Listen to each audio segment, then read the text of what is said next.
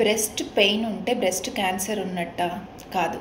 సామాన్యంగా breast క్యాన్సర్లో breast pain అనేది మొదటి సిమ్టమ్ కాదు. బ్రెస్ట్ పెయిన్కి చాలా కారణాలు ఉంటాయి. అండ్ 70% ఆఫ్ ఉమెన్ వాళ్ళ లైఫ్ టైంలో బ్రెస్ట్ పెయిన్ అని కంప్లైంట్ చేస్తారు.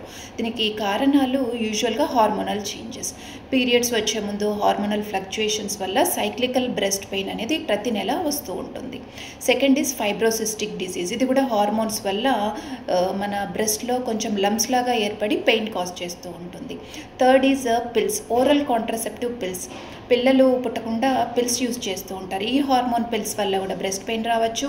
ప్రెగ్నెన్సీ అండ్ మెనోపాజ్ వల్ల కూడా బ్రెస్ట్ పెయిన్ రావచ్చు. సెకండ్ ఈజ్ ఇన్ఫెక్షన్స్, అంటే మాస్టైటిస్ ఆర్ యాబ్సెస్. పాలిచ్చే వాళ్ళలో డక్ట్ అనేది మిల్క్ డక్ట్ బ్లాక్ అయితే కూడా బ్రెస్ట్ ఇన్ఫెక్షన్ అయ్యి బ్రెస్ట్ పెయిన్ వస్తుంది. ఇంకా అదరేమో యాంటీ డిప్రెసెంట్స్. మనం డిప్రెషన్కి మందులు వాడుతుంటే దానివల్ల కూడా బ్రెస్ట్ పెయిన్ వచ్చే ఛాన్సెస్ ఉంటాయి. ఇంకా ప్రీవియస్గా బ్రెస్ట్కి ఏమైనా ఆపరేషన్ అయి ఉంటే, లైక్ ఫైబ్రోఅడినోమా అనే గడ్డలు ఏమైనా తీసేసి ఉంటే ఆ స్కార్ టిష్యూ వల్ల బ్రెస్ట్ పెయిన్ రావచ్చు.